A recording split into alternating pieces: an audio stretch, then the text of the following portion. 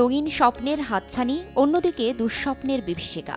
এ এক অদ্ভুত জাদুর শহর, যে শহরকে ইট পাথর যেন চারদিক থেকে গিলে খাচ্ছে। তবু নানা ঘাত প্রতিঘাতের পরও প্রেমিকের মতোই জড়িয়ে রাখে ঢাকা শহর। ধুলায় ধূসর বিবর্ণ সড়ক, আকাশেও থেমে গেছে পাখিদের গান। যেন বনে নয়, মনে মোর পাখি আজ গান গায়। তবু উন্নয়নের নামে একের পর এক পরিবেশ বিরোধী মেগা প্রকল্প বাস্তবায়নে চলছে নিরন্তর প্রতিযোগিতা।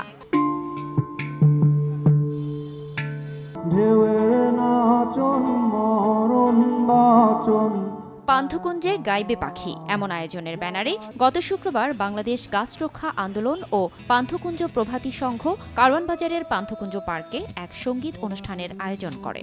পার্কটি রক্ষার দাবিতে চলমান অবস্থান কর্মসূচির ৪৩তম দিনে গান গেয়ে সংহতি জানান অরূপ রাহি, একে রাহুল, কেপি রাজীব ও গানপোকা সহ প্রায় ১৯টি গানের দল।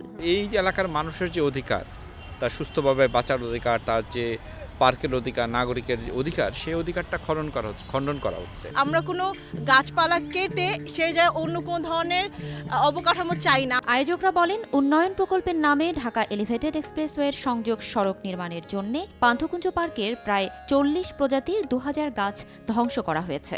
একটা সংযোগ সড়ক নামানো হচ্ছে এফডিসি থেকে পলাশী পর্যন্ত, যেটা পরিপূর্ণভাবে এই এলাকার প্রাণবৈচিত্র্য এবং জনস্বাস্থ্যের জন্য হচ্ছে হুমকি হয়ে দাঁড়াবে এবং প্রাণবৈচিত্র্য ধ্বংস করছে। যেই এক্সিস্টিং জায়গাগুলো আছে সেগুলো যদি হচ্ছে ধ্বংস হয়ে যায় উন্নয়ন প্রকল্পের নামে, তাহলে আমি মনে করি যে এটা আসলে বাংলাদেশের ভবিষ্যতের জন্য খুবই ভয়াবহ একটা পরিণতির দিকে নিয়ে যাচ্ছে। ঢাকা সিটিতে কোনো ফুসফুসের জায়গা, শ্বাস প্রশ্বাসের জায়গা নাই। আমাদের এই শ্বাস প্রশ্বাস আমরা ফিরা চাই। এ শহর ব্যস্ততার, বিক্ষোভের, প্রতিবাদের। তবু বিবর্ণ ঢাকা সবুজের ছোঁয়ায় পাক প্রাণ। মানুষের প্রয়োজনেই শহরের পার্কগুলো হয়ে উঠুক প্রকৃতি বান্ধব এক অভয়ারণ্য। আমি না হয় খেলার নিয়ম জানি নে। ফারজানা লিনা, সময় সংবাদ, ঢাকা। জানে না তো অন্য অনেক লোকে।